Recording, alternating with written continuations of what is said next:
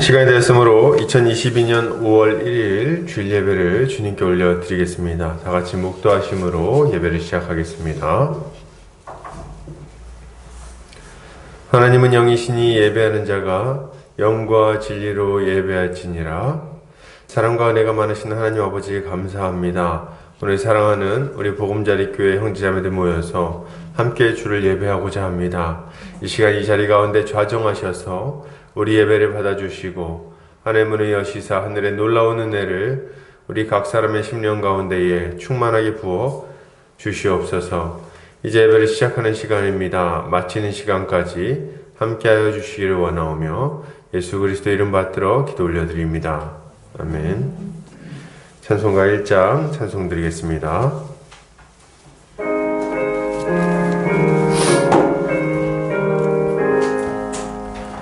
만복의 근원 하나님, 온 백성 찬송 드리고 저 천사여 찬송하세. 찬송 성부 성자 성령 아멘.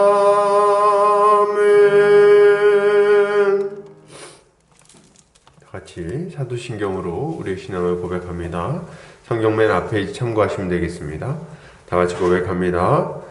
전능하사 천지를 만드신 하나님 아버지를 내가 믿사오며 그 외아들 우리 주 예수 그리스도를 믿사오니 이는 성령으로 잉태하사 동정녀 마리아에게 나시고 본디오 빌라도에게 고난을 받으사 십자가에 못 박혀 죽으시고 장사한 지 사흘 만에 죽은 자 가운데서 다시 살아나시며 하늘에 오르사 전능하신 하나님 우편에 앉아 계시다가 저리로서 산자와 죽은 자를 심판하러 오시리라. 성령을 믿사오며 거룩한 공회와 성도가 서로 교통하는 것과 죄를 사하여 주시는 것과 몸이 다시 사는 것과 영원히 사는 것을 믿사옵나이다. 아멘. 다 같이 우리 주님이 가르치신 기도하겠습니다. 하늘에 계신 우리 아버지여, 이름이 거룩히 여김을 받으시오며 나라 임하옵시며 뜻이 하늘에서 이룬 것 같이 땅에서도 이루어지이다.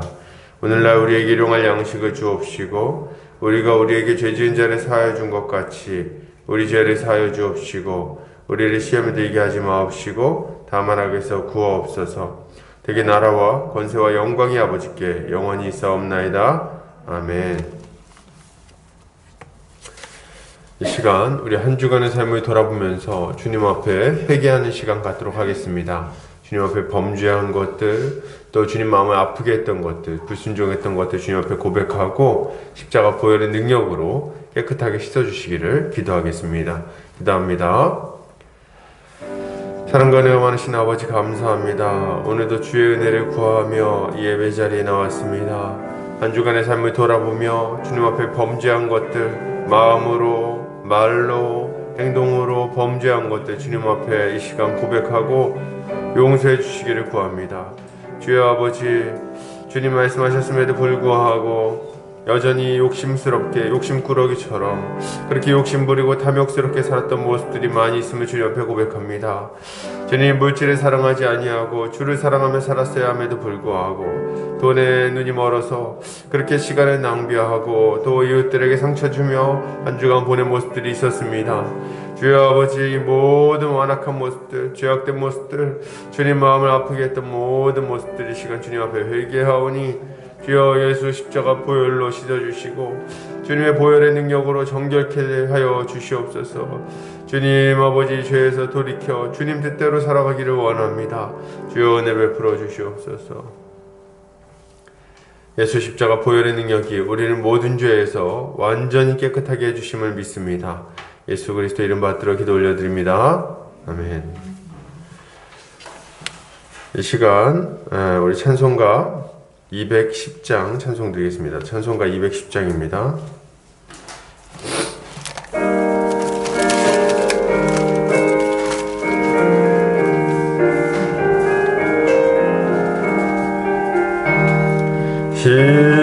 시온성과 같은 교회, 그의 영광 단 없다.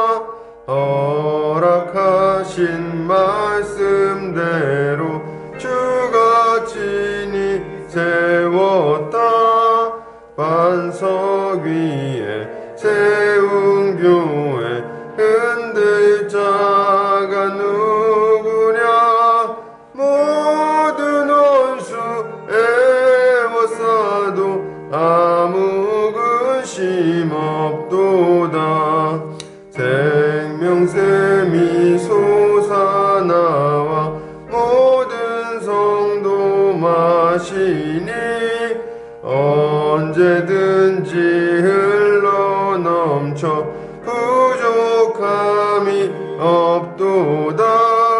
이런 물이 흘러가니 목마를 자 누구냐. 주의 은혜 풍족하여 넘치고도 넘친다. 주의 은혜 내가 받아 시온 백성 되는 때 세상 사람 비방해도 주를 찬송하리라. 세상 헛된 모든 영광 아침 안개 같으나 주의 자녀 받을 복은 영원 무궁하도다. 아멘.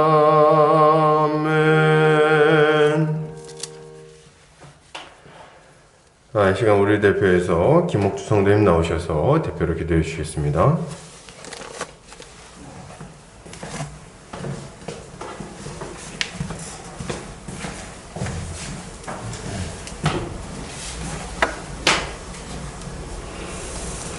할렐루야. 새 노래로 여호와께 노래하며 성도의 모임 가운데서 찬양할지어다. 이스라엘은 자기를 지으신 이로 말미암아 즐거워하며 시온의 주민은 그들의 왕으로 말미암아 즐거워할지어다. 아멘. 우리를 주의 형상대로 지으시고 천지 만물을 말씀으로 창조하신 전능하시고 영원하신 우리의 왕 여호와 하나님께 영광과 찬송을 올려드립니다. 우리가 다 그릇 행하여 하나님을 버리고 죄와 사망의 고통 가운데 있을 때에 하나님께서 죄인을 사랑하시고 긍휼히 여기사 예수 그리스도의 십자가 보혈로 우리 죄를 없이 하시고 부활의 첫 열매를 보이사 우리에게 하나님의 소망을 주셨나이다. 하나님의 진노와 영원한 심판을 피하고 이제는 주 예수 그리스도의 의를 덧입어 하나님 앞에 주의 자녀로 주의 성도로 하나님을 섬기며 주께 매 순간을 의지할 수 있게 하여 주시니 주님께 감사와 찬양을 올려드립니다. 우리가 하나님께 받은 이 크신 은혜를 늘 기억하게 하여 주시옵소서. 세상 유혹에 넘어지고 우리 안에 옛 본성을 다스리지 못해 하나님 앞에 지은 모든 죄악들을 용서하여 주시옵소서. 습관적으로 짓는 죄들과 죄인지 깨닫지도 못하는 죄들을 하나님께서 거룩한 빛으로 비춰주셔서 다 드러나게 하여 주시고 예수 그리스도의 십자가 앞에서 주의 보혈로 깨끗하게 씻어 주시옵소서. 거룩하신 하나님을 따라 성도로서 마땅한 삶을 살아가도록 시시때때로 인도하여 주시기를 간구합니다. 주님, 우리 가운데 특별히 몸이 아프고 마음이 지친 자들을 위로하여 주시고 온전히 회복되는 역사가 있게 하여 주시옵소서. 우리가 함께할 때에 넘치게 채워주실 것과 살아계신 하나님의 일하심을 함께 경험하며 우리 교회가 주 안에서 더 든든히 서갈 것을 믿습니다.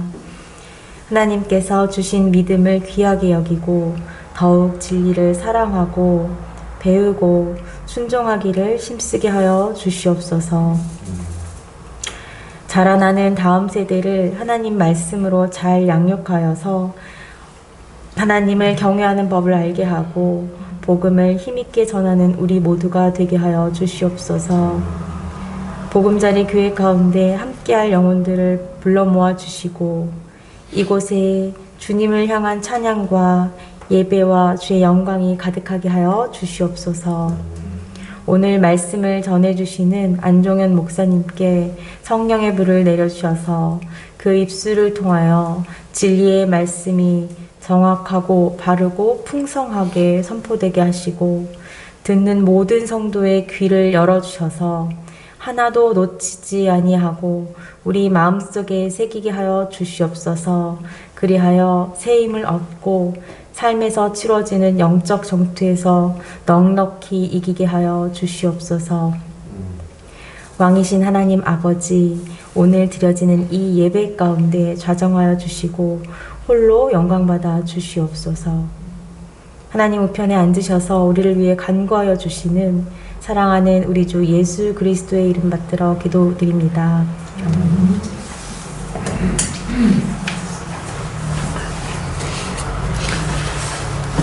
요리문답하는 시간 갖겠습니다. 주보 오른쪽 면에 참고하시면 되겠습니다. 제가 질문하고 함께 답변하도록 하겠습니다. 제가 질문합니다. 46문 하늘에 오르사라는 말의 의미는 무엇입니까?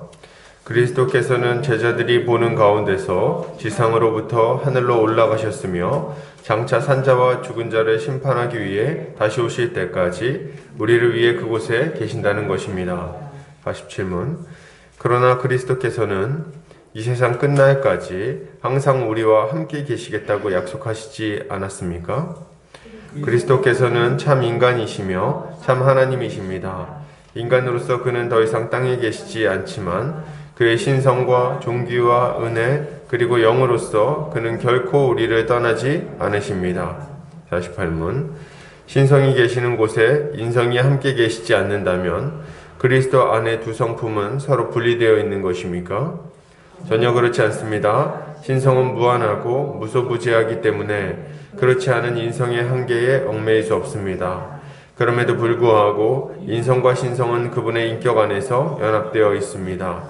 49문 그리스도께서 하늘로 올라가셨다는 사실로부터 우리가 얻는 유익은 무엇입니까?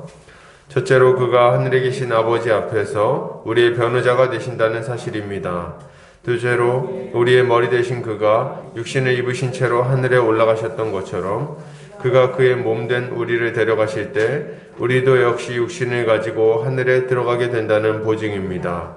셋째로 그가 우리에게 그의 성령을 보증으로 보내시는데 성령의 능력으로 우리는 땅에 있는 것이 아니라 그리스도께서 하나님 우편에 앉아 계시는 곳 위에 있는 것을 구할 수 있게 된다는 것입니다. 아멘.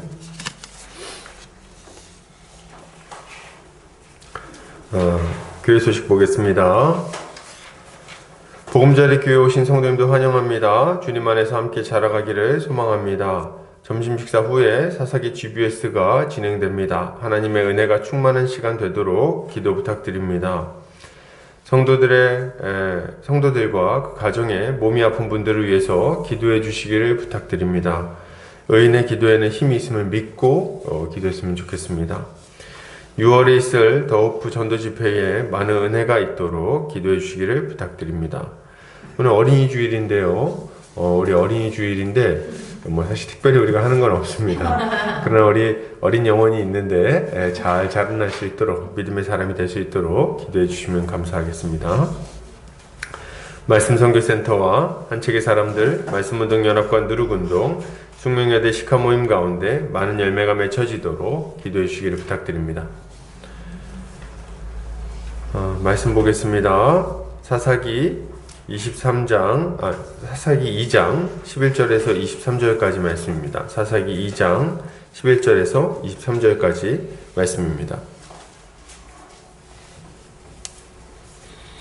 사사기 2장 11절에서 23절입니다. 제가 봉독해 올리겠습니다.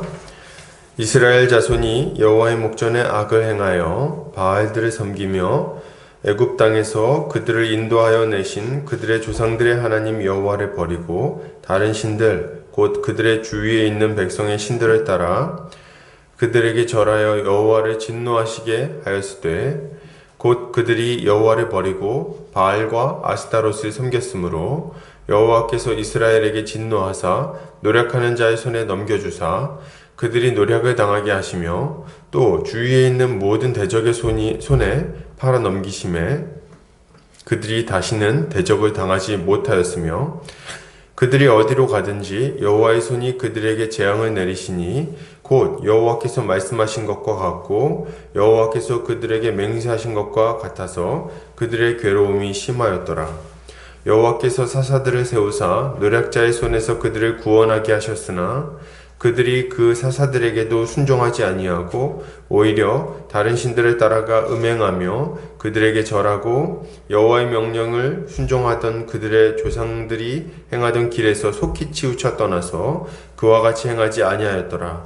여호와께서 그들을 위하여 사사들을 세우실 때에는 그 사사와 함께 하셨고 그 사사가 사는 날 동안에는 여호와께서 그들을 대적의 손에서 구원하셨으니 이는 그들이 대적에게 압박과 괴롭게 함을 받아 슬피 부르짖음으로 여호와께서 뜻을 돌이키셨음이거늘 그 사사가 죽은 후에는 그들이 돌이켜 그들의 조상들보다 더욱 타락하여 다른 신들을 따라 섬기며 그들에게 절하고 그들의 행위와 패역한 길을 그치지 아니하였으므로 여호와께서 이스라엘에게 진노하여 이르시되 이 백성이 내가 그들의 조상들에게 명령한 이 언약을 어기고 나의 목소리를 순종하지 아니하였은즉 나도 여호수아가 죽을 때에 남겨둔 이방 민족들을 다시는 그들 앞에서 하나도 쫓아내지 아니하리니 이는 이스라엘이 그들의 조상들이 지킨 것 같이 나 여호와의 도를 지켜 행하나 아니하나 그들을 시험하려 함이라 하시니라. 여호와께서 이방 민족들을 머물러 두사 그들을 속히 쫓아내지 아니하셨으며 여호수아의 손에 넘겨주지 아니하셨더라. 아멘. 사사기 2장 11절부터 23절까지 부지런히 죄와 싸우는 삶이라는 제목으로 말씀 보도록 하겠습니다. 이 시대는 편하게 예수 믿는 것을 좋아하는 시대입니다. 편하게 예수 믿는 걸 좋아한다. 믿음의 싸움이니 영적 전쟁이니 하는 것에는 별 관심이 없습니다.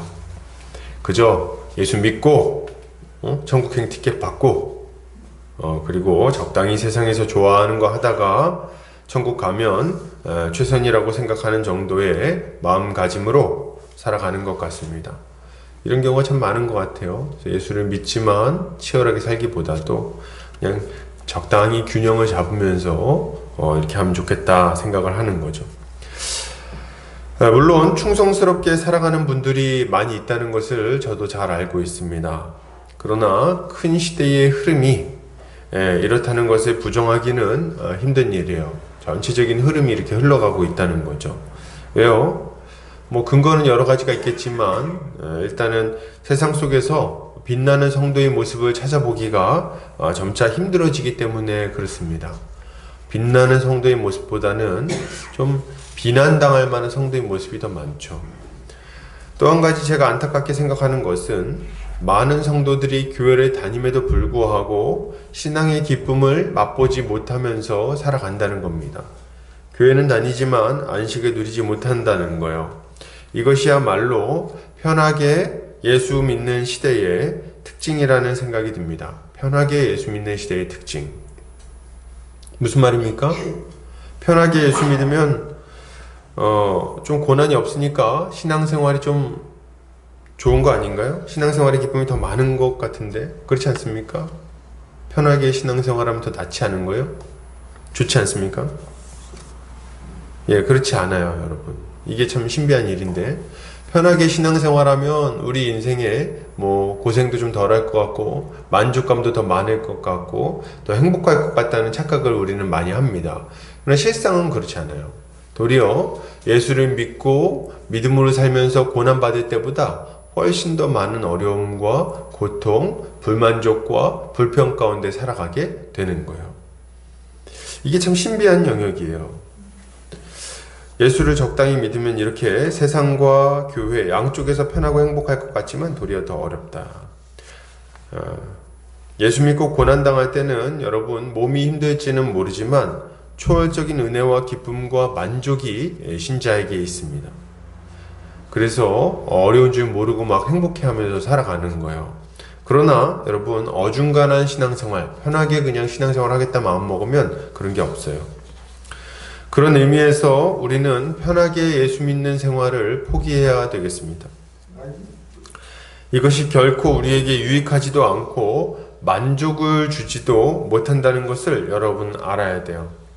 우리는 오늘 본문을 통해서 우리가 이 땅에서 여러 가지 어려움으로 고통당하는 이유가 무엇인지 좀 살펴보고 어떻게 그러한 삶에서 벗어날 것인지에 대해서, 그리고 계속해서 복된 삶을 살기 위해 결단해야 될 것은 무엇인가에 대해서 함께 생각해 보도록 하겠습니다. 자, 오늘 본격적으로 좀 본문을 볼 텐데요. 오늘 사사기 기자는 이스라엘 자손이 여호와의 목전에 악을 행하여 바알들을 섬기며 애굽 땅에서 그들을 인도하여 내신 그들의 조상들의 하나님 여호와를 버리고 다른 신들 곧 그들의 주위에 있는 백성의 신들을 따라 그들에게 절하여 여호와를 진노하시게 했다고 말하고 있습니다. 그죠? 12절까지 여호와를 진노하시게 했다. 이들은 이제 자신들을 다스리는 왕, 어떤 지도자가 이제 없어졌다고 생각했어요. 여호수아의 죽음 이후에. 그래서 아무도 자신들의 행위를 보고 있지 않고 아무도 자신들의 행위에 간섭할 수 없다고 생각한 거예요. 그러나 11절에는 이런 이들의 생각이 얼마나 틀린 것인지를 아주 정확하게 지적하는 표현이 나옵니다. 뭐라고 나옵니까? 이스라엘 자손이 여호와의 목전에 악을 행하여, 이렇게 나오는 거예요. 그러니까 이 사람들은 아무도 우리를 안 보고 있어. 아무도 우리를 통제할 수 없어. 아무도 우리가 잘못하는 것들에 대해서 지적하거나 혹은 뭔가 제재를 가할 수 없어. 이런 생각을 하고 있었는데, 자신들의 은밀한 것들을 아무도 모를 거라고 생각했는데, 근데 이걸 보고 있는 분이 계셨다는 거죠. 그게 누구십니까? 바로 하나님이셨어요. 이들은 여호와의 목전에서 이런 악을 행했고 하나님은 그것을 다 보고 계셨습니다. 이들은 자신들을 애굽 땅에서 인도해내신 하나님을 버렸어요. 그리고 자신들 주위에 있는 백성의 신들을 따라 간 거죠. 우리 이런 구절을 딱 보고 있으면은 딱 그런 생각이 듭니다. 아니, 어떻게 이렇게 바보 같을 수 있을까? 어떻게 이렇게 바보 같을 수 있을까? 우상숭배는 지금 당장 살아계시는 하나님이 이들 가운데 함께 하셔서 가나안 땅을 이렇게 막 정복했는데 어떻게 이렇게 우상숭배에 금방 빠지지? 이해가 안 된다. 뭐 생각할 수 있어요. 저도 이해는 잘 안 되는데, 근데 굳이 한번 이해를 해보고자 한다면 몇 가지 좀 이유가 있을 것 같습니다. 쉽게 이렇게 빠져들게 됐을까? 우상숭배가 그렇게 매력적인가? 할 때 매력적인 거예요, 여러분. 우상숭배가.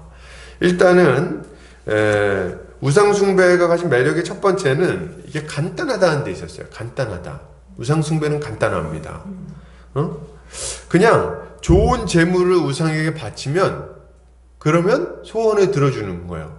이게 얼마나 쉬운 어떤 방식의 이 종교적 어떤 메커니즘입니까? 종교적 어떤 시스템이에요? 그래서 실제로 뭐 우리가 생각하면 이런 거죠. 복채 많이 내면 복 받는다. 뭐 이런 거랑 비슷한 거예요.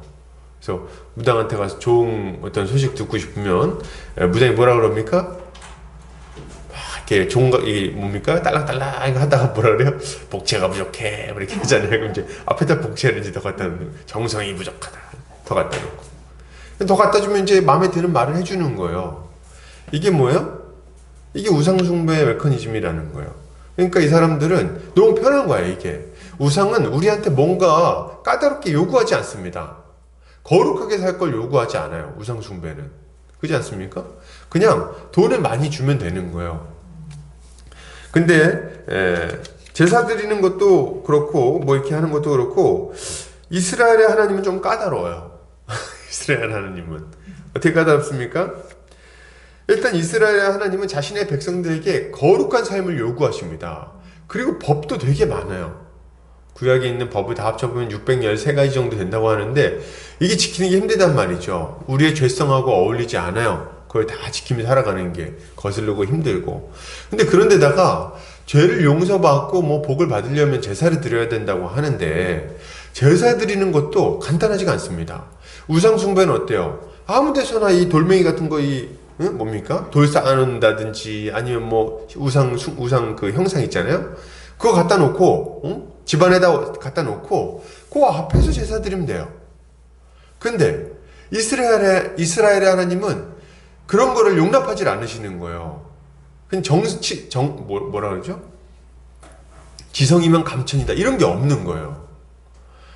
성경에 하나님은 지성이면 감천이다가 없습니다, 여러분. 굉장히 엄격한 절차를 거쳐서 제사를 드려야 되고 그 절차를 어겼을 시에는 오히려 무서운 형벌이 막 내리기도 해요. 기억나세요?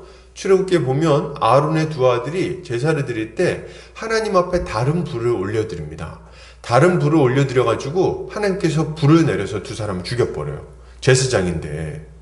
그러니까 그 정도로 엄격하시다는 거예요. 그러니까 이 제사 드리는 것도 자기 마음대로 아무 데서나 드릴 수 있는 게 아니고 성막으로 꼭 가야 되고, 그 성막에 가서도 그냥 갈 수 있습니까? 가기 전에 벌써 회개하고 뭐 이렇게 배상 다 하고 가야 돼요. 양도 끌고 가야 되지. 끌고 가는 것도 양도 깨끗해야 돼. 아주 점도 없고 흠도 없고 깨끗한 거 끌고 가야 되고, 가가지고 이 절차도 복잡합니다. 뭐 손을 얹고 기도를 하고 말이죠. 가가지고 그냥 양 잡아야 되고 피 다 흘리고 뿌리고, 응? 그리고 그걸 가지고 막 번제를 올려드리고, 제사장이 앞에서 막 하고 있으면 그 앞에서 이제 기도하고, 복잡한 거예요. 그러니까 이게 아주 힘들다 이런 생각을 하게 되는 거죠. 그러나 가나안의 우상숭배는 아주 간단했어요. 거룩을 요구하지도 않고 원하는 것을 주겠다고 했고, 그 제사에 드리는 방식 자체도 굉장히 쉬웠다는 거죠. 우상이 원하는 제물만 바치면 그들이 욕심껏 죄를 짓고 살든 말든 그냥 원하는 대로 다 들어주는 것. 이게 우상숭배의 모습이었던 거죠. 그러니까 이런 걸 딱 접했을 때 얼마나 매력적으로 이게 다가왔을까, 이런 생각을 좀 해보게 되죠. 또한 우상숭배는 사람들의 죄성을 자극하는 방식으로 진행이 됐습니다. 뭐 이런 거 우리가 자세히 알아야 되는가, 뭐 이런 생각이 들긴 하지만, 가나안의 우상들은 굉장히 이렇게 좀 성적으로 문란한 신들입니다. 그래서 실제로 이 신들에게 기쁨을 주기 위해서 그 제사 형식 자체가 굉장히 음란했어요.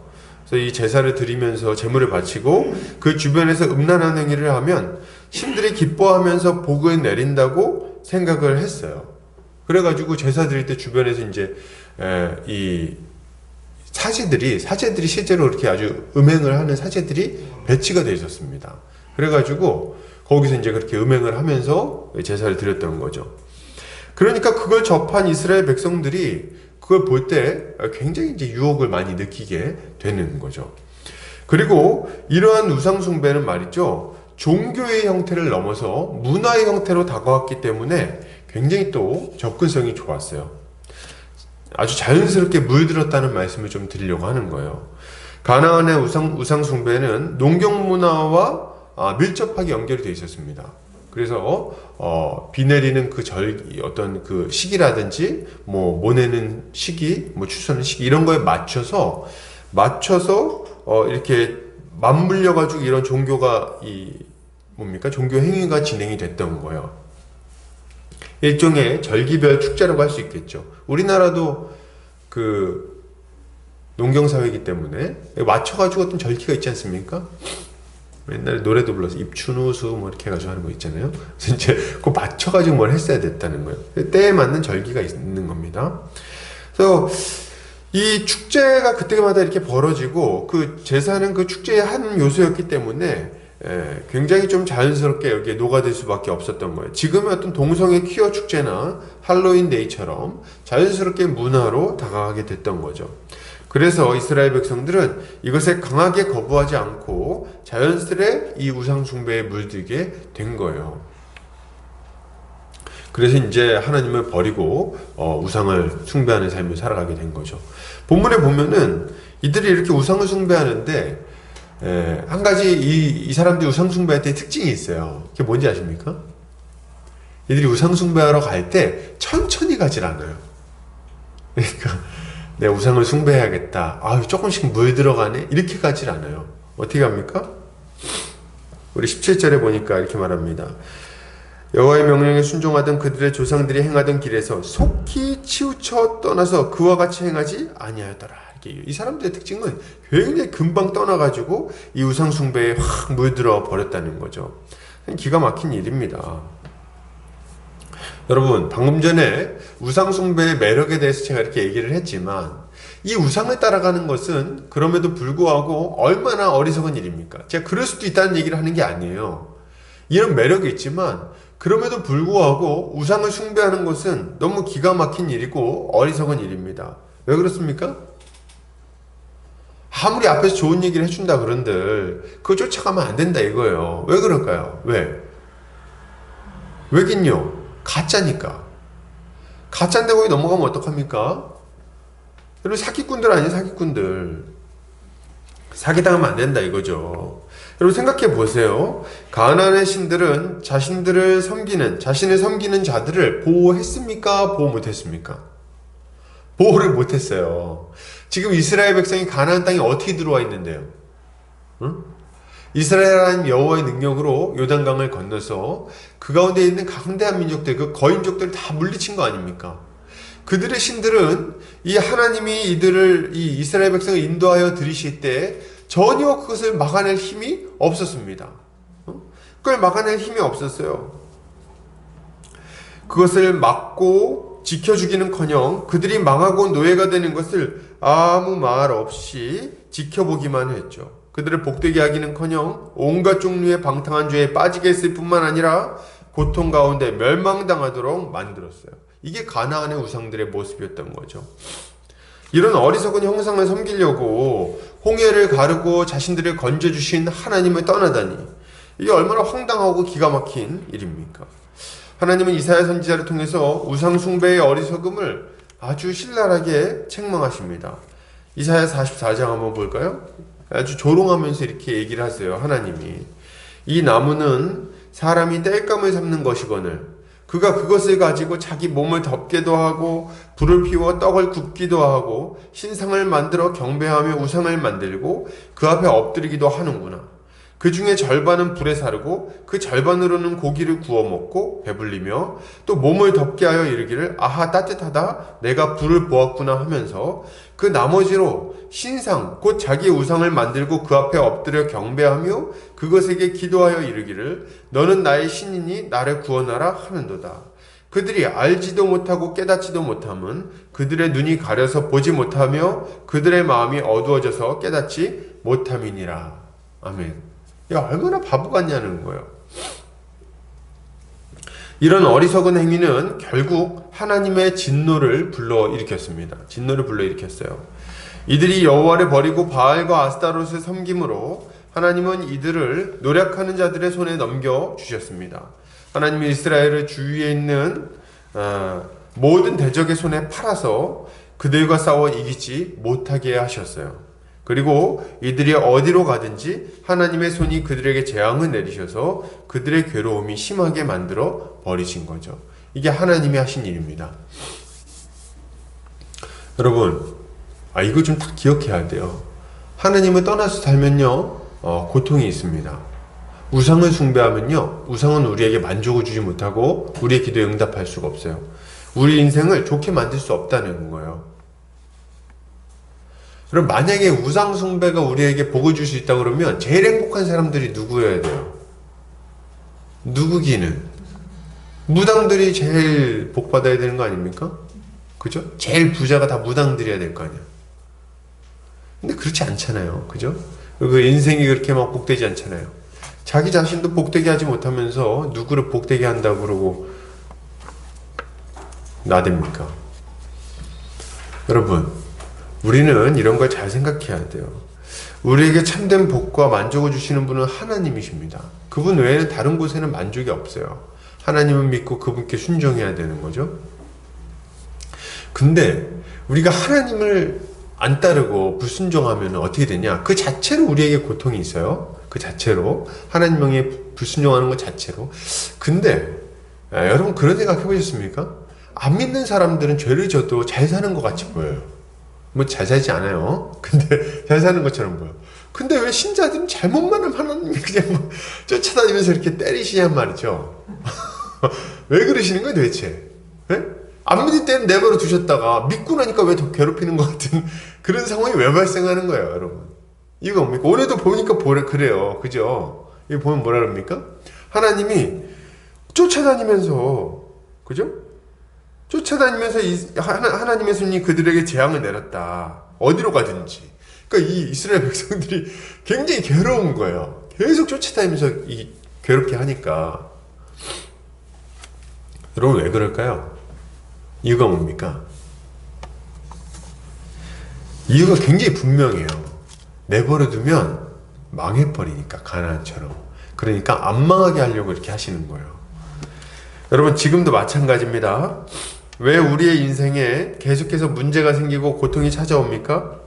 왜 예수를 믿었는데도 불구하고 충만한 평강을 누리지 못하고 죄에 사로잡혀서 중독이나 파괴적인 습관 때문에 고통받습니까? 그 이유가 뭐죠? 바로 여기에 그 이유가 있는 거예요. 하나님께 순종하기 않기 때문이에요. 하나님을 사랑하며 그분께만 순종해야 되는데 그렇게 하지 않고 온갖 우상을 숭배하면서 살아가니까, 그러니까 우리 인생에 고통이 있는 거지. 여러분 뭐 이렇게 얘기할 때 어떤 분들은 아닌데요, 저는 아닌데요, 제가 언제 우상을 숭배했습니까? 전 집에 뭐 이렇게 신상 같은 거 갖다 놓은 적이 없습니다. 전 절에도 안 갔어요. 뭐 이렇게 얘기할지 모르겠어요. 근데 골로새서 3장 5절에 사도 바울이 이렇게 말해요. 그러므로 땅에 있는 지체를 죽이라. 곧 음란과 부정과 사욕과 악한 정욕과 탐심이니 탐심은 우상 숭배니라. 여러분 탐욕스럽게 살아가는 것이 우상 숭배인 거예요. 자기 자신을 사랑하며 돈을 사랑하며 자기 욕심을 만족시키기 위해서 죄를 짓고 살아가는 것, 이게 뭡니까? 이게 우상 숭배라는 거죠. 그러니까 제가 무슨 말 하는 겁니까? 예수 믿었는데 왜 고통이 있습니까? 예수를 믿었는데 탐욕스럽게 살아가니까. 예수를 믿었는데도 불구하고 주님께 순종하고 주님께로부터 만족을 얻으려고 그러지 않고 세상으로 나가서 세상에서 만족을 얻으려고 그러니까, 그것으로 자신의 욕심을 만족시키려고 그러니까, 계속 죄 가운데 거하니까, 그러니까 고통이 있는 거죠. 이사야 선지자는 고통 가운데 부르짖는 이스라엘 백성들에게 이렇게 말씀하십니다. 이사야서 59장 1절 2절이에요. 여호와의 손이 짧아 구원하지 못하심도 아니요 귀가 둔하여 듣지 못하심도 아니라 오직 너희 죄악이 너희와 너희 하나님 사이를 갈라놓았고 너희 죄가 그의 얼굴을 가리어서 너희에게서 듣지 않으시게 함이니라. 아멘. 여러분 왜 우리가 기도하는데도 불구하고 계속 고통이 있습니까? 이유가 있어요. 계속해서 죄를 지면서 하나님 앞에 살아가니까. 제가 이런 얘기를 할 때 어떤 분들은 내가 하나님을 잘 믿고 있고 교회도 열심히 다니고 있습니다, 뭐 이렇게 생각할지 모르겠어요. 근데 여러분 오해하지 않으셔야 돼요. 이스라엘 백성들은 하나님을 안 섬긴 적이 없어요. 약간 이게 무슨 말인지 잘 이해가 안 되시죠?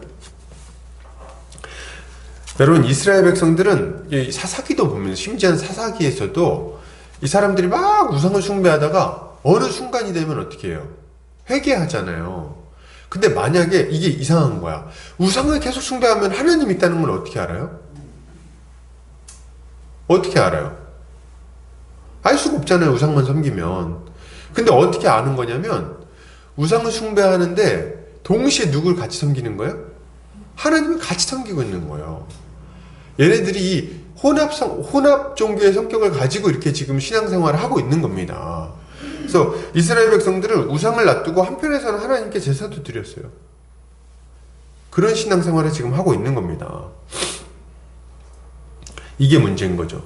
여러분 우리도 마찬가지예요. 교회를 다니지 않는다는 말을 하려는 게 아니에요. 여러분 교회 다니지 않아서 저주받거나 고통당한다는 얘기를 하려는 게 아닙니다. 교회를 다니는데 세상을 사랑하면서 살아가는 것이 문제라는 거예요. 교회를 다니는데도 불구하고. 뭐 입으로는 하나님 사랑합니다 이렇게 말하지만 행동으로는 세상을 사랑하고 세상의 가르침대로 살아갑니다. 근데 어떻게 이게 제대로 된 신앙이라고 말할 수 있냐는 거예요. 주님은 이런 이들에게 아주 신랄하게 경고하세요. 계시록 3장 15절입니다. 내가 내 행위를 아노니 내가 차지도 아니하고 뜨겁지도 아니하도다. 내가 차든지 뜨겁든지 하기를 원하노라. 그러면서 뭐라 그러십니까? 네가 이렇게 미지근한즉 내가 입에서 토하여 너를 내칠 것이다. 이렇게 얘기를 하신단 말이에요. 이게 굉장히 무서운 얘기 아닙니까? 우리가 차든지 뜨겁든지 해야 되는 거예요. 차든지 뜨겁든지. 믿는 것도 아니고 안 믿는 것도 아니고 어중간한 상태로 살아가면 주님은 그런 자를 토해서 내쳐버리실 겁니다. 안타까운 것은 이런 처지에 있으면서도 자신들이 얼마나 공고한 처지에 있는지를 이해하지 못한다는데 문제가 좀 있는 것 같아요. 주님께 뜨겁게 순종하지 않아요? 죄를 냉정하게 끊어내지 못합니다. 이렇게 두 마음을 품고 살아가면서 자신이 균형 잡힌 신앙생활을 하고 있다고 생각한다는 거예요.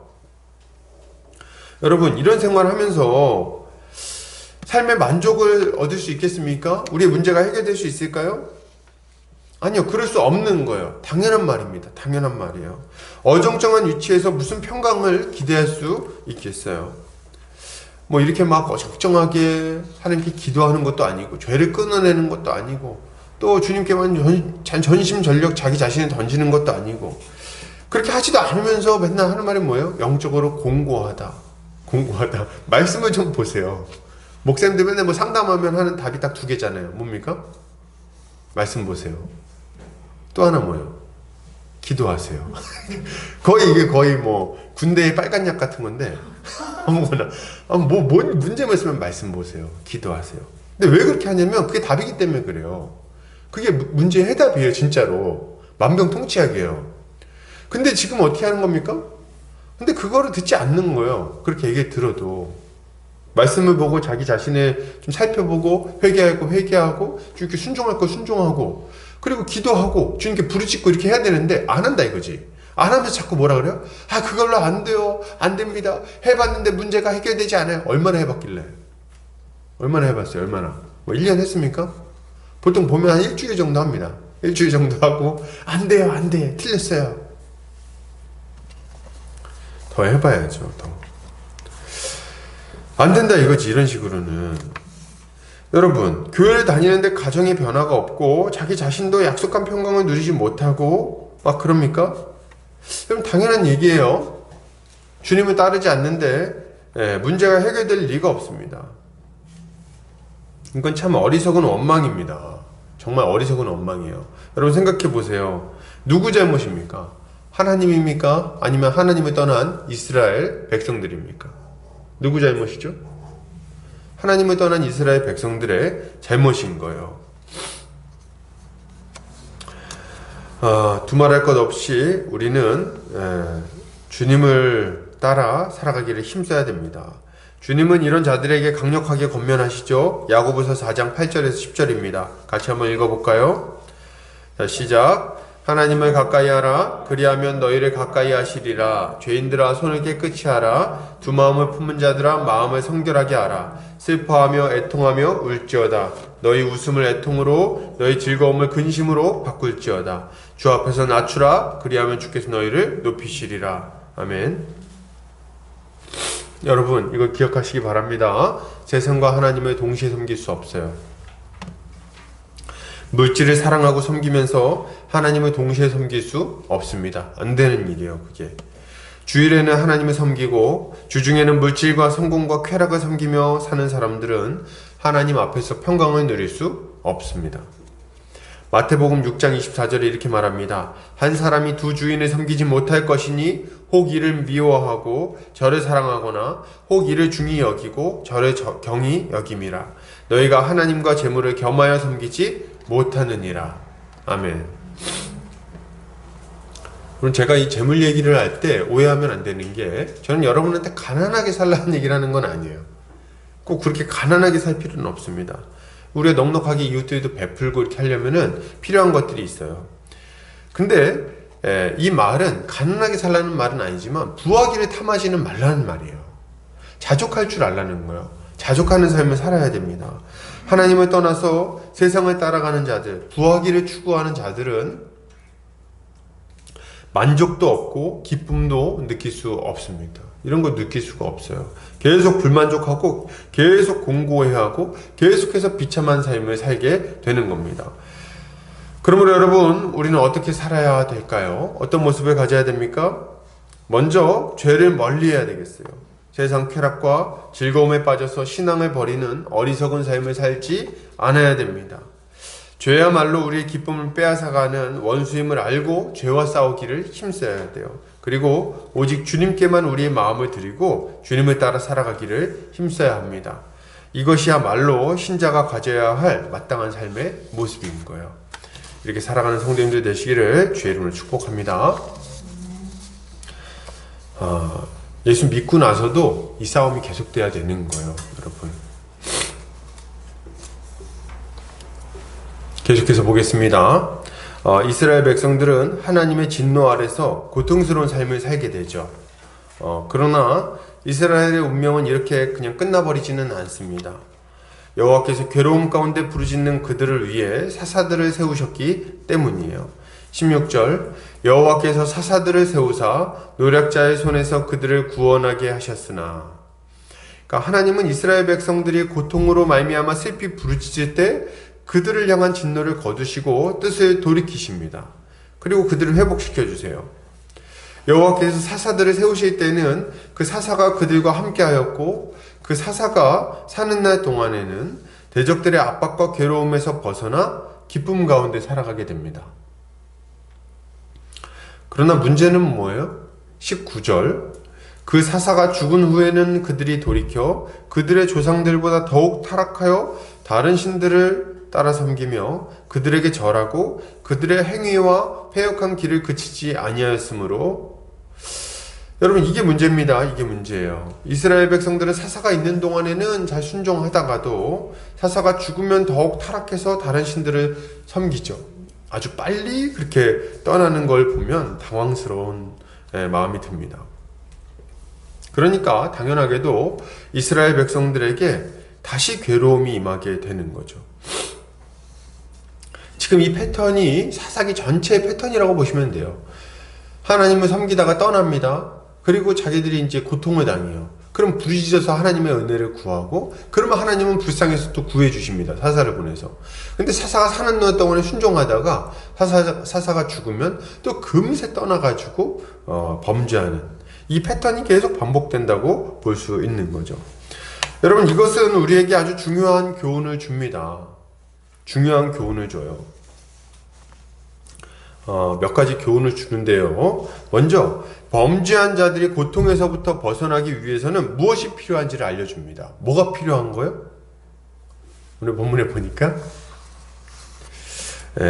아주 분명하게 얘기하죠. 여기 보면은 18절에 보면 이렇게 얘기하죠. 이는 그들의 대적에게 압박과 괴롭게 함을 받아 슬피 부르짖음으로 여호와께서 뜻을 돌이키셨음이거늘. 그러니까 여기 슬피 부르짖는 게 중요한 거야. 이게 여러분 고통스러워요? 그럼 우리한테 딱 나타나야 되는 모습은 뭐냐면 슬피 부르짖는 겁니다. 죄를 떠나고 회개하는 거예요. 이게 회복의 가장 중요한 요소예요. 회복하려면 우리 신앙생활을 하다가 막 여러 가지 어려움이 찾아왔어. 근데 그때는 딱 찾아봐야 돼. 이 주를 위한 고난인지 아닌지. 근데 보통 아니죠? 아니면 어떻게 해야 돼요? 아니면 회개해야 돼. 누구랑 막 말싸움을 한다든지, 누구에게 해코지한다든지, 거짓말을 한다든지, 가정에서 내가 뭔가 이상한 짓을 한다든지, 그래가지고 문제가 생기는 것들이 있어요. 그죠? 그래가지고 관계가 깨지고, 그것 때문에 서로 그냥 아주 의심하게 되고, 서로 신뢰가 깨지고, 그것 때문에 가정 안에서 목소리가 높아지고, 또 혹은 직장에서 자꾸 이렇게 고통스러운 일, 게으름 펴가지고, 고통스러운 일 당하고, 뭐 이런 일들이 있을 수 있잖아요. 그러면은, 우리는 즉각적으로 회개를 해야 되는 거예요. 회개해야 돼. 회개를 통해서 여기서부터 벗어날 생각을 해야 됩니다. 슬피 울며 부르짖어야 돼. 잘못했어요. 딱 납작 엎드리는 거. 이거 항상 준비하고 있어야 돼요. 우리 언제든지 죄를 지었을 때 납작 엎드릴 준비를 해야 됩니다. 목을 곧게 하면 안 돼. 고집 피우면 안 되는 거예요. 여러분, 이거 잘 기억하세요. 하나님이 기도하시면 들어주십니까?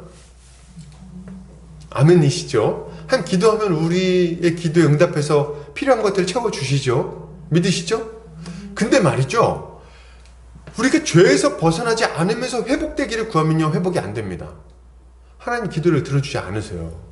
이거는 하나님의 기도 응답은 회개할 때까지 고통당하게 내버려 두시는 겁니다.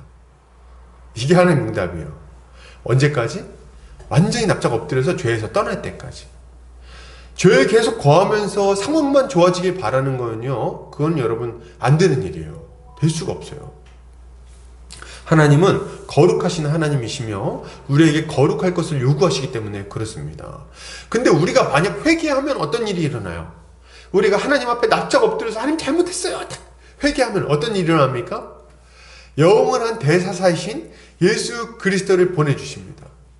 이미 예수 그리스도 우리 안에 오셨죠. 그 영원한 대사사이신 예수 그리스도로 말미암아 우리의 죄가 용서받게 하시고, 또 그분의 다스림으로 말미암아 우리의 이 어그러졌던 삶의 모습들이 다시금 회복되도록 만들어주시는 거예요. 관계가 다시 회복되도록 만들어주십니다. 우리가 기도할 때 주님이 거기에 응답해 주신다는 거예요. 예수의 이름으로 부르짖는 모든 것에 있어서 우리 주님은 아주 신실하게 응답하십니다. 그래서 가정이 회복되고, 관계가 회복되고, 직장에서의 삶이 다시금 균형 잡히게 되고, 그리고 여러 가지 문제 있었던 것들이 하나하나 풀려나가게 되는 거예요. 어떻게 할 때? 하나님 앞에 납작 엎드려 회개하고 예수 그리스도를 믿고 주님께 순종할 때, 대사사이신 예수 그리스도를 따라갈 때 이 일이 일어나게 되는 거죠. 여러분, 예수님은요, 우리가 처음 예수를 믿을 때 우리의 죄를 용서하시고 온전케 하시는 일을 하기도 하시지만 그게 끝은 아닙니다. 여러분, 그게 끝은 아니에요.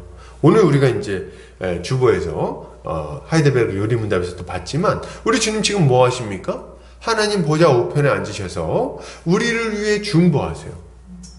우리를 위해서 하나님께 기도하십니다. 간구하십니다. 우리가 막 부르짖을 때 우리 주님이 그걸 하나님께 아뢰시는 거예요. 그리고 또 어떻게 하세요? 그리고 그 자리에 앉아서 우리를 다스려 주시는 거예요. 어떻게 해요? 성령을 통해서 우리의 삶을 하나하나 바꿔나가십니다. 여러분, 여기에 집중하셔야 돼요. 뭐요? 우리가 이 예수 그리스도에게 순종하는 동안에는 영원히 살아계신, 인간 사사는 죽었죠. 근데 영원히 살아계신 이 예수 그리스도는 죽지 않으십니다. 그러므로 이 예수 그리스도의 말씀에 우리가 순종하는 동안에는, 살아계신 예수 그리스도의 말씀에 귀를 기울이고 그 말씀에 순종하기로 마음먹는 동안에는, 여러분, 우리 인생에 고통이 있습니까? 없습니까? 없어요. 하나님으로부터 비롯된 징계나 이런 것들은 없다는 거예요. 우리가 순종하면. 물론 주님이 따라가다 오는 고난은 있을 수 있죠. 근데 그거랑은 좀 다른 거예요. 전혀 다른 거예요. 그러므로 우리는 우리 주님께 순종하며 살기를 계속 애써야 되는 거예요. 그럼 어떻게 돼요? 우리 주님이 우리를 어떤 방향으로 나아가야 할지, 어떻게 살아야 할지를 알려주십니다. 알려주실 뿐만 아니라 그렇게 살 수 있는 능력까지도 공급해 주세요. 갈라디아서에서는 바울이 이러한 성도의 삶에 대해서 이렇게 말하죠. 갈라디아서 2장 20절, 내가 그리스도와 함께 십자가에 못 박혔나니 그런즉 이제는 내가 사는 것이 아니요 오직 내 안에 그리스도께서 사시는 것이라. 이제 내가 육체 가운데 사는 것은 나를 사랑하사 나를 위하여 자기 자신을 버리신 하나님의 아들을 믿는 믿음 안에서 사는 것이라. 아멘. 우리 예수 그리스도와 연합해서 그분이 공급하시는 능력으로 그분의 뜻에 따라 살아갈 수 있는 거죠. 그로 말미암아 우리는 충만한 기쁨과 만족과 그런 것들을 우리가 누리며 살아가게 되는 거예요. 그리스도의 승리를 우리의 것으로 삼아서 말이죠. 여러분, 주님과 동행하는 자들에게는 어떤 유익이 있습니까? 우리의 무거운 죄짐을 내려놓고 주님 안에 있는 그 평강, 그 쉼을 누릴 수 있습니다. 마태복음 11장 28절에서 30절 한번 볼까요? 같이 읽을게요. 자, 시작. 수고하고 무거운 짐진 자들아 다 내게로 오라. 내가 너희를 쉬게 하리라. 나는 마음이 온유하고 겸손하니 나의 멍에를 메고 내게 배우라. 그리하면 너희 마음이 쉼을 얻으리니 이는 내 멍에는 쉽고 내 짐은 가벼움이라 하시니라. 주님과 동행하면 날마다 주님의 은혜를 충만하게 누릴 수 있는 거예요. 그리고 또 계시록에 보면 우리가 주님을 영접할 때, 주님과 함께 동행할 때 어떤 은혜가 있는지 또 이렇게 말합니다. 계시록 3장 20절입니다. 같이 읽을까요? 자, 시작. 볼지어다 내가 문 밖에 서서 두드리노니 누구든지 내 음성을 듣고 문을 열면 내가 그에게로 들어가 그와 더불어 먹고 그는 나와 더불어 먹으리라. 아멘. 여러분, 이제 이 계시록 3장 20절을 보통 언제 많이 쓰나요? 이 구절을? 언제 많이 얘기해요? 처음에 이제 예수 안 믿는 사람들 만났을 때 이제 이 구절을 많이 듭니다. 그래서 예수 믿으세요 이렇게 얘기하고 나서 이 구절 딱 얘기하면서 볼지어다 내가 문 밖에서 두드리노니 누구든지 내 음성 듣고 문을 열면 그에게로 들어가 그와 더불어 먹고 그와 더불어 그는 나와 더불어 먹으리라 이렇게 얘기하셨어요. 그러니까 예수님 영접하세요. 그럼 이런 복을 누릴 수 있습니다. 이렇게 얘기를 많이 하거든요. 그것도 맞는 얘기예요. 근데 엄밀하게 따지면 이거는 불신자한테 한 얘기는 아닙니다. 계시록 3장에 나오는 이 얘기는 누구한테 한 얘기예요? 이미 믿는 신자들한테 한 얘기예요. 굉장히 재밌는 거죠. 그러니까 믿는 신자들에게 뭘 요청하시는 거예요? 문을 열어라 이렇게 얘기를 하시는 거예요. 그리고 예수 그리스도와 함께 동행하는 삶을 살아라 요청하신다는 거예요. 그렇지 않으면은 이 복을 누릴 수 없다고 얘기를 하시는 거죠. 그러니까 여러분, 우리는 예수 그리스도와 함께 거할 때, 예수 그리스도를 믿고 그분께 충성하며 살아갈 때 이 복을 누릴 수 있다는 것을 알아야 되는 거죠. 이걸 알아야 되는 거예요. 우리가 예수를 믿으면요, 주님과 함께 믿고 그분께 순종하며 살아가면 주님과 함께 먹고 마시며 교제 나누는 삶이 시작됩니다. 저는 이게 참 좋아요. 우리 주님이 내가 너와 함께 먹겠다 이렇게 얘기하시는 게 참 이게 좋아요. 저 먹는 걸 좋아하거든요. 그래서 먹고 같이 커피 마시는 거요, 얼마나 행복한지 몰라요. 그렇지 않습니까? 우리도 이제 같이 이렇게 모여서 식탁 교제를 나누고 하고 있는데 그때 참 마음의 기쁨이 있어요. 풍족함이 있고. 밥 먹으면서 막 얘기하잖아요. 어떻게 지냈어? 얘기하면서 짬뽕 맛있다 이렇게 얘기하고, 그리고 이제 뭐 어려운 얘기하면 그거 어떡하냐 같이 좀 이제 속상한 얘기도 하고, 밥 먹고 차 마시고 하면서 이런 것들이 이루어지는 거예요. 그 충만한 교제. 근데 이게 말이죠, 예수 그리스도와 함께 거할 때, 그분의 말씀에 순종하며 살아갈 때 우리 가운데 이루어진다는 거예요. 어떻게 이루어질까요? 말씀을 통해서, 기도를 통해서 이 일이 이루어집니다. 우린 주님께 기도합니다. 주님, 제가 이러저러한 문제가 있습니다. 제가 참 고통스러운데 이 상황에서 주님께서 도움을 주세요. 주님의 도우심이 필요합니다. 근데 우리가 주님의 말씀에 순종하며 살아갈 때 주님께 기도하면요, 이 기도가 정말 아주 힘이 있고 능력이 있습니다. 기도는 언제나 힘이 있고 능력이 있지만 이때 막 기도하면 정말 하나님이 내 기도에 응답하신다는 걸, 듣고 계시다는 걸 깊이 우리가 알 수가 있어요. 저는 모호한 거 별로 안 좋아하는데 이건 좀 경험적인 요소인 것 같아요. 모호한 거 안 좋아하고 이렇게 좀 딱 떨어지는 거 얘기하고 싶은데, 이거는 맛을 봐야 맛을 아는 약간 그런 거거든요. 기도를 해야 기도의 맛을 알지. 이거 뭐 말로 어떻게 설명하지? 이렇게 우리가 죄 가운데 막 거하면서 기도하면요, 여러분 이거는 약간 어쩔 수 없는 것 같아. 실제로 하나님 듣고 계세요. 근데 그럼에도 불구하고 벽에다 대고 기도하는 것 같은 느낌을 받습니다. 우리가 막 죄 짓고 하나님 말씀 불순종하고 그러고 있다가 기도하면은 듣는다는 느낌을 잘 못 받아요. 굉장히 공허한 느낌, 이런 느낌을 막 받는단 말이죠. 이건 약간 경험적인 거예요. 근데 하나님이 듣고 계세요. 근데 우리가 주님께 순종하면서 막 열심히 분투하며 살다가 막 고난당하고 이럴 때 기도하잖아요. 그럼 어떨까요? 그럼 어때요? 그러면 정말 우리 주님이 옆에서 그냥 옆에서 내 기도를 들으시고 내 마음을 막 위로해 주시고 그냥 괜찮다 괜찮다 해주시는 것 같은 이런 아주 깊은 은혜를 경험하게 되는 거예요. 그럼 왜 그렇습니까? 우리 주님과의 충만한 교제가 성령을 통해서 계속해서 이루어지기 때문에 그런 거예요. 물론 제가 지금 얘기하는 거는 흔히 생각하는 것처럼 하나님 음성을 듣는 삶 뭐 이런 걸 얘기하려는 건 아닙니다. 그런 걸 얘기하려는 건 아니에요. 주님이 날마다 말씀으로 우리 깨우쳐 주시고 새 힘을 주시며 우린 기도하는 가운데 우리 주님의 은혜를 경험하고 우리 주님이 부어주시는 은혜 가운데 힘을 얻는 것을 말씀드리려고 하는 거죠.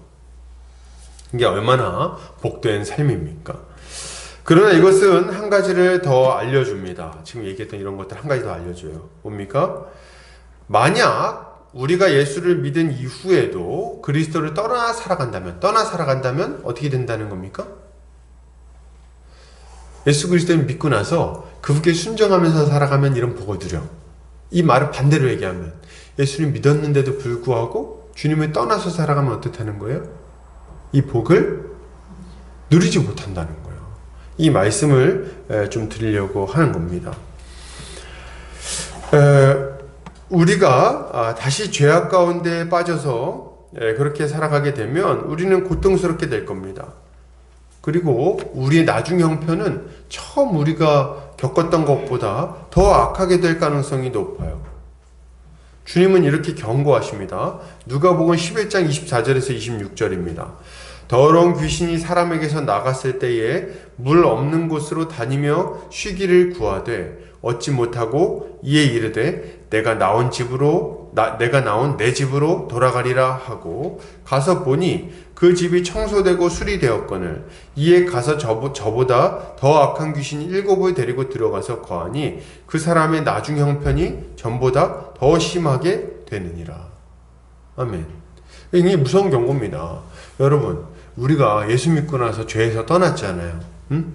근데 그 죄에 다시 빠지게 되면 어떻게 될까요? 그러면은 전보다 더 형편이 안 좋아져요. 더 돌이키기 힘들어집니다. 베드로 사도는 이렇게 경고하고 있어요. 만일 그들이 우리 주 되신 구주 예수 그리스도를 알므로 세상의 더러움을 피한 후에 다시 그 중에 얽매이고 지면 그 나중 형편이 처음보다 더 심하리니. 아멘. 여러분, 이거를 좀 잘 아셔야 돼요. 이 원리를. 왜 그러냐면 우리가 죄를 회개하고 우리 삶이 회복되잖아요. 다시 죄에 빠졌어. 그럴 때 어떻게 되냐면 그때도 회개하면 하나님 용서해 주십니까? 안 해주십니까? 해주세요. 또 회개하면 또 용서해 주시거든요. 근데 같은 죄를 반복해서 지면요, 점점 그 죄에서 빠져나오는 게 힘들어집니다. 이게 굉장히 좀 이상한 일인데 힘들어져요. 왜 그러냐면 회개해도 안 된다는 생각이 일단 우리 가운데 들어오고 이겨낼 수 없다는 생각이 강해지고 습관이 돼버려요. 그리고 또 하나는 뭐가 되냐면 죄를 짓고도 또 계속 죄를 지니까 이 사람들이 이 양심이 마비가 점점 됩니다. 그래가지고 다음번에 그 죄를 짓 때는 전보다 더 그렇게 절실하게 회개하지 않아요. 이런 문제가 생기는 거예요. 죄를 회개하고 주님께 돌아간 자들은 다시 죄를 짓지 않기 위해서 부단히 애를 써야 됩니다. 어떤 분들은 죄를 짓고 죄를 회개했으니까 이제 깨끗해졌어. 그러니까 이제 난 아무 문제 없어. 맞아요. 문제는 없어요. 근데 또 그 죄를 지어도 되는 건 아닙니다. 우리 주님이 가늠한 여인에게 요한복음에서 뭐라고 말씀하세요? 잡혀온 여인에게 나도 너를 정죄하지 아니하노니 가서 다시는 이런 죄를 범하지 말라, 이렇게 명령하신단 말이죠. 그러니까 똑같은 죄를 또 지면은 이게 힘든 거예요. 이게. 그래서 우리는 이 죄와 계속해서 싸워야 됩니다. 계속해서 회개의 자리로 나오기를 힘써야 되는 거예요. 그래서 이 죄와 싸우고 이겨내야 되는 거죠. 여러분, 이걸 기억해야 돼요. 우리가 어느 순간인가 이런 마음이 들 수 있어요. 이게 진짜 잘 들으셨으면 좋겠어요. 죄의 유혹이 딱 찾아왔을 때 이런 마음이 딱 찾아올 때가 있을 겁니다. 회개하면 되지 뭐. 그 마음이 딱 찾아오는 순간이 있을 거예요. 죄를 짓고 싶은 마음이 너무 강할 때 회개하면 되지 뭐. 하나님 용서해 주실 거예요. 이거 신학적인 지식이거든요. 그래서 이렇게 얘기하는 경우가 있어요. 이때 여러분 한 가지를 꼭 기억하셨으면 좋겠어요. 하나님은 결코 만홀히 여김을 받지 않으시는 분이십니다. 하나님은 절대로 우리에게 그렇게 이용당하시는 분이 아니에요. 이렇게 얘기하는 거는 그런 마음이 딱 들 때 이런 생각을, 내가 거의 망하기 직전이구나, 이 생각을 해야 돼요. 내가 지금 망하기 직전이구나. 왜냐면은 이거는 하나님의 은혜를 죄의 도구로 사용하겠다는 마음이기 때문에 그렇습니다. 그래서 그걸 딱 캐치해내야 돼요. 그리고 그 마음이 들 때 아주 격렬하게 저항해야 돼요. 그 마음에. 아니야, 안 돼. 응? 어떻게 이런 마음을 가질 수가 있는가? 이스라엘 백성들보다 내가 더 나쁜 놈이다. 이렇게 하면서 싸워야 되는 거예요. 그래야지 어떻게 합니까? 이 죄의 유혹에서부터 벗어날 수 있는 거죠. 여러분 속지 마세요. 마귀는 늘 우리에게 얘기합니다. 괜찮다고. 별 문제 없을 거라고. 하나님 사랑이 많으시니까 용서하실 거라고 얘기할 거예요. 예, 마귀는 맞는 말을 합니다. 한편으로는. 근데 그 결과가 아무렇지 않은 것은 아니라는 걸 여러분 아셔야 돼요. 이걸 알고 죄와 싸우는 우리 성도님들 되시기를 주의 이름으로 축복합니다. 계속해서 보겠습니다. 하나님은 계속해서 범죄하는 이스라엘에게 진노하세요. 그리고 하나님은 이스라엘 백성이 하나님이 명령하신 언약을 어기고 그의 목소리를 순종하지 않았기 때문에 이방 민족들을 완전히 쫓아내지 않으시겠다고 말씀하십니다. 이스라엘의 곁에 그들을 두시고 조상들이 순종한 것처럼 그 후손들이 순종하는지 순종하지 않는지를 시험하겠다고 말씀하시는 거예요. 그리고 하나님은 이스라엘 바로 옆에 이 비수 같은 가나안 민족들을 두시고 계속해서 그들의 순종을 살펴보십니다. 그래서 어떻게 하세요? 얘네들이 이상한 짓 하면 이 비수로 쿡 찌르고, 정신 차려, 아 잘못했습니다. 그러면 이제 또 잘 놔뒀다가 또 잘못하면 쿡 찌르고. 이건 이제 우리 하나님이 하시는 거예요. 여러분, 이거는요, 하나님께서 이스라엘 백성들에게 원하시는 게 뭔지를 아주 명확하게 보여주는 내용입니다. 하나님이 원하시는 건 뭐예요? 거룩한 삶이에요. 굉장히 단순합니다. 거룩한 삶을 살아가는데 여러분, 하나님이 원하시는 건 한 번 크게 회개하고 돌이키고 멈추는 게 아니에요. 하나님이 원하시는 건 뭡니까? 계속해서 거룩하게 살아내는 걸 바라시는 거예요. 한번 크게 우는 거는 중요한 문제가 아닙니다. 뭐 그 중요하죠. 첫 번째 중요한 것. 그러나 거기서 멈추면 안 돼요. 어디까지 가야 됩니까? 계속해서 그 삶을 이어가는 게 중요한 거예요. 이게 중요한 겁니다. 그래서 하나님이 이방 민족들을 이스라엘 옆에 두시는 거예요. 여러분, 이스라엘 민족들을 남겨놓은 거를 어떤 분들은 이게 저주다 이렇게 생각할 수 있어요.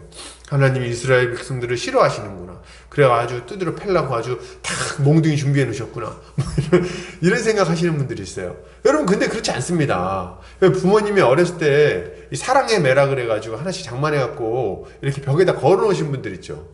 벽에다 걸어놔. 그래서 딱 걸어놓는 이유가 뭡니까?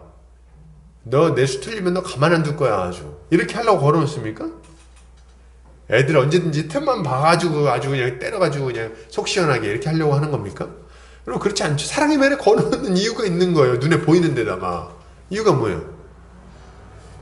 안 맞아봐서 모르나요? 저는 맞아봐서 아는데 그렇게 하는 이유는 굉장히 명확합니다. 저거 보고 이상한 짓 하지 말라는 거예요. 또 죄 짓지 말라는 거예요. 여러분, 이스라엘 민족들 옆에다가 이 이방 민족들을 내버려둔 이유는 굉장히 명확합니다. 만약에 얘네들이 없으면은 얘네들이 가나안 족속처럼 돼버릴까봐 걱정하시는 거예요. 그죠? 우리는 막 그런 마음 가집니다. 아, 하나님 왜 이렇게까지 계속 괴롭히십니까? 그냥 좀 내버려 두세요. 우리 마음대로 좀 살다가 내버려 두시면 안 됩니까? 나중에 한 번에 그냥 회개하면 되잖아요. 뭐 이런 생각, 얄팍한 생각. 근데 안 된다는 거예요. 그렇게 내버려 두면은 우리의 양심이 완전히 굳어지게 되고 결국에는 완전히 주님을 떠나게 돼버립니다. 그렇기 때문에 우리 주님이 중간중간 우리를 고통스럽게 하기도 하시고 징계하기도 하시고 돌이키게 하기도 하시는 거예요. 이게 중간중간 필요한 거예요. 양심이 완전히 굳어지기 전에. 이게 우리 하나님이 하시는 일입니다. 그래서 이 이스라엘 백성들이 곁에 남은 이 가나안 민족들은 저주라기보다는 하나님의 은혜요, 안전장치라고 할 수 있는 거죠. 하나님은 이들이 두려운 마음을 가지고 이스라엘 백성들이 계속해서 거룩한 영적 전쟁을 벌여 나가기를 바라고 계시는 거예요. 여러분, 이것은 우리가 이 땅에서 어떤 삶을 살아가야 될지를 아주 분명하게 알려주는 얘기죠. 어떻게 살아가야 됩니까? 계속해서 주님께 순종하는 삶을 살아야 되겠어요. 이게 아주 중요합니다. 여러분, 예수 믿고 나면 우리가 아주 짧은 기간 동안에는 예수 믿고 나서 확 은혜가 충만할 때는 정말 아무 걱정도 없고 모든 것이 다 좋아 보여요. 별로 유혹도 없는 것 같아요. 그때는 크게 두려운 것도 없고 그냥 주를 위해 죽을 수도 있을 것 같고, 유혹이 찾아와도 이게 뭐 유혹이야, 내가 뭐 이거 어렵다고 이거 가지고 시험에 들었었는가 옛날에. 아유 어리석은 바보 같은 삶을 살았었구나 이렇게 하면서 이제 그러면서 막 그냥 좋아지고 막 이렇게 한단 말이죠. 근데 시간이 조금 지나면서 정신이 들어요. 정신이. 근데 이거는 은혜가 이게 뭐랄까, 비정상으로 가는 게 아니라 다시 죄된 모습으로 가는 게 아니라 거품이 빠지는 거예요. 신앙생활에 내 믿음의 어떤 수준이 딱 드러나는 거거든요. 그때부터 말이죠, 이제 유혹과 시험이 본격적으로 시작이 됩니다. 예수 믿고 나서도 계속 유혹이 있고 시험이 있어요. 물질적인 시험이 있을 수 있고, 혹은 이성 문제로서 시험이 있을 수 있고, 혹은 여러 성공이라든지 세상 욕심, 이런 것들이, 이생의 자랑, 이런 것들이 계속 우리에게 시험과 유혹으로 찾아오게 되는 거죠. 그래서 이런 것들이 제가 일일이 다 말하기 어려운 것은 너무 다양한 방식으로 다양한 상황에서 다각도로 찾아와요. 정말. 그래서 어떨 때 막 믿음이 흔들리기도 하고 주님을 떠날 위기도 막 찾아오게 되고 말이죠. 그래서 어떨 땐 죄의 유혹이 얼마나 강렬한지 뇌리를 막 칵 찌르는 이 죄의 유혹들이 있을 수 있어요. 그 순간에 약간 눈이 돌아가는 거죠. 그런 것들이 있을 수 있어요. 어떤 사람에게는 이것이 돈 욕심일 수 있고, 어떤 사람들에게는 이게 이성 문제일 수 있어요. 그래서 여러분 그런 경우 보신 적 있을 거예요. 멀쩡한 사람이 어느 순간 확 돌아버리는 것처럼 보일 때가 있어요. 오! 어떻게 저런 짓을 하지? 어떻게 저렇게까지 가지? 막 이런 모습들. 근데 그 마음 가운데 이 시험이 크게, 이 유혹이 크게 들어오는 순간들이 있다는 거예요. 여러분, 우리 이런 것들이 있다는 것을 좀 먼저 알아야 되고요. 안 이후에는 어떻게 됩니까? 적극적으로 이걸 막아서 준비를 하고 이것과 싸우는 삶을 살아가야 돼요. 작은 것부터 순종하기를 애써야 됩니다. 작은 것부터. 아주 부단히 노력하는 삶을 살아야 돼요. 그렇게 하면서 이 죄와 싸워서 승리하고 이겨본 사람이 이기는 거예요. 그래서 이겨본 경험을 쌓아야 돼. 중간에 넘어질 수도 있겠죠? 그럼 또 회개해보는 경험도 쌓아야 돼. 회개하고, 그 다음 회복하는 경험. 그리고 또 다시 또 주님께 은혜를 받으면서 계속 싸우는 경험. 이거 계속 쌓아나가야 되는 거죠. 이렇게 하면서 이 영적 전쟁을 계속해서 우리가 싸워나가야 되는 거예요. 나이를 먹고 만난 사람이 바뀌고 하는 일이 달라지면 좀 이런 것들이 덜하지 않을까요?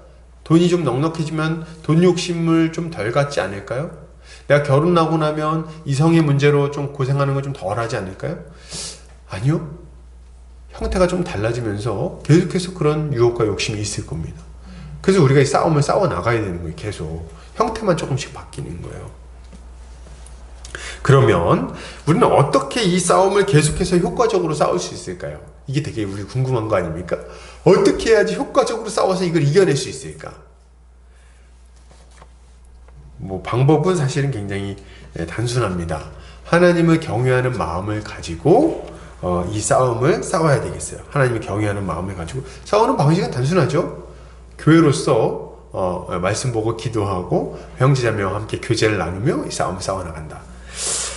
근데 이제 이때 우리가 가져야 되는 것은 두려워하는 마음인 거예요. 마땅히 두려워해야 할 분을 두려워하는 마음을 잊지 않아야 되겠어요. 이게 되게 중요해요. 우리의 육신을 망하게 할 권세가 있을 뿐 아니라 우리의 영혼까지도 지옥에 던져 넣을 수 있는 하나님을 두려워해야 됩니다. 누가복음 12장 5절에 이렇게 말하고 있어요. 마땅히 두려워할 자를 내가 너희에게 보이니 곧 죽인 후에 또한 지옥에 던져 넣는 권세 있는 그를 두려워하라. 내가 참으로 너희에게 이르노니 그를 두려워하라.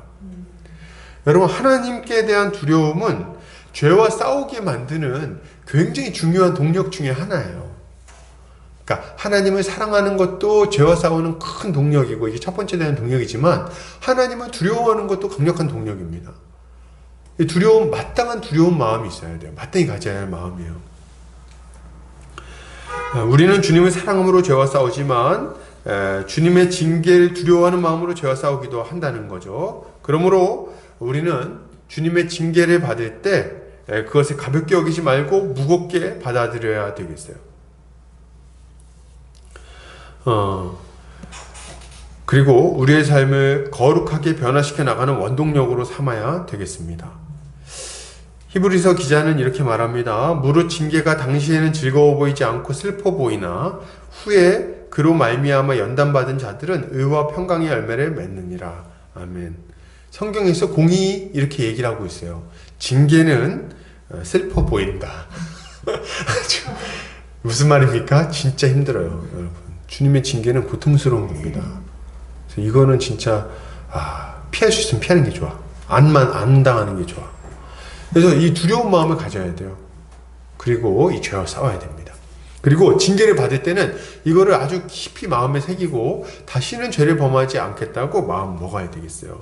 이렇게 할 때 우리는 유혹을 떨쳐내고 끝까지 믿음의 삶을 힘있게 살아갈 수 있는 것입니다. 결론을 드립니다. 여러분, 하나님의 뜻에 순종하는 삶을 살아야 되겠습니다. 죄를 즐거워하지 않기를 바랍니다. 죄를 멀리하고 주님을 따라가야 되겠어요.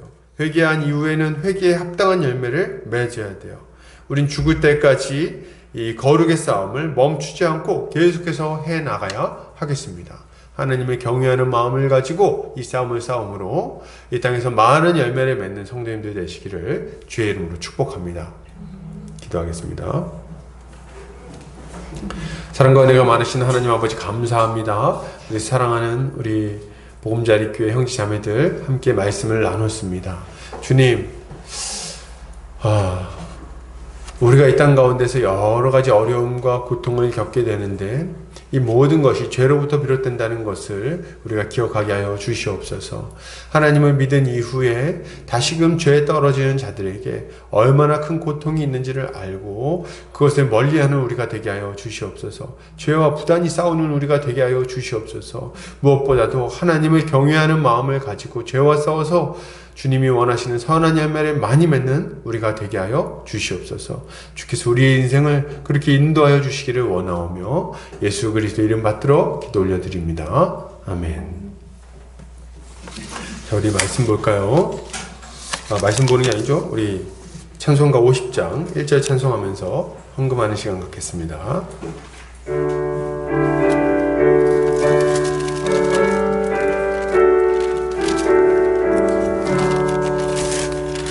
내게 있는 아낌없이 드리네. 사랑하고 의지하며 주만 따라 살리라. 주께 드리네. 주께 드리네. 사랑하는 구주 앞에 모두 드리네. 아멘. 기도합니다. 사랑이 많으신 아버지 하나님 감사합니다. 오늘 우리의 마음과 우리의 물질과 우리의 인생 주님께 올려드립니다. 주님 받으시고 주님 마음껏 사용하셔서 주의 몸된 교회가 힘있게 세워지게 하여 주시옵소서. 주님 아버지, 우리 사랑하는 성도들 한평생 살아갈 때에 돈 때문에 하나님 없다 말하는 일 없도록 주께서 넉넉히 채워주시고, 또 돈이 너무 많아서 하나님 필요 없다고 말하는 일도 없도록 주께서 적절하게 공급하여 주시옵소서. 다만 우리에게 필요한 일용할 양식을 부어주심으로 우리 하나님이 우리 인생 책임지고 계시다는 것을 알게 하여 주시옵소서. 주님 아버지, 우리 성도들 믿음을 위하여 기도합니다. 우리 성도들 어려운 상황에 있는 분들 많습니다. 주께서 이들 믿음 견고하게 하셔서 시험 들지 않게 하시고 혹여나 유혹에 빠져서 하나님 떠나는 일 없도록 주님 붙들어 주시고 오직 주의 은혜로 견고하게 서서 하나님이 원하시는 열매 많이 맺는 우리 성도들 되게 하여 주시옵소서. 건강 주시기를 원합니다. 성도들 건강하게 해주시고 그 가족들 건강하게 하여 주시옵소서. 어린 영혼들도 건강 지켜 주시옵소서. 몸이 연약하여서 정말 고통받는 일 없도록 주님 치유의 손길로 만져주시고 그로 말미암아 하나님 살아계심을 우리가 눈으로 목독해 하여 주시옵소서. 불쌍히 여겨 주시옵소서. 또한 아버지, 아직 믿지 않는 가족들이 있다면 주여 긍휼히 여겨주시고 그들에게 은혜를 베풀어 주셔서 예수 믿어 영생에 이르는 역사가 있도록 주께서 함께하여 주시옵소서. 또한 아버지, 우리 성도들 여러 가지 기도의 제목들이 있습니다. 진로의 문제와 학업의 문제와 또 여러 가지 또 직장의 문제들, 또 재정적인 어려움들 주님 앞에 아뢰고 기도하는 것들이 많이 있습니다. 주님, 모든 기도의 제목들 가운데 세심하게 응답하여 주시옵소서. 이들의 눈물을 알고 계시오니 주님 응답하여 주시옵소서. 그리하여 하나님 살아계시며 우리의 인생 가운데 개입하셔서 우리를 최고의 길로 인도하신다는 것을 경험케 하여 주시옵소서. 아직 어린 영혼들 주님 붙들어 주시고 주님 안에서 건강하게 자라나게 하여 주시고 하나님 말씀으로 훈련받아 다음 세대에 감당할 만한 하나님의 좋은 일꾼으로 자라나게 하여 주시옵소서. 주께서 큰 은혜로 늘 함께 해주시기를 원합니다. 이제는 예수 그리스도의 은혜와 하나님 아버지의 극진하신 사랑하심과 성령의 감화 감동 교통 인도하심이 이제 죄에서 떠나 우리 주님과 동행하며 주님이 원하는 열매를 많이 맺기로 결단하는 모든 형제자매들의 머리 위에, 그리고 이 보금자리 교회 위에 이제로부터 영원까지 함께 있을지어다. 아멘.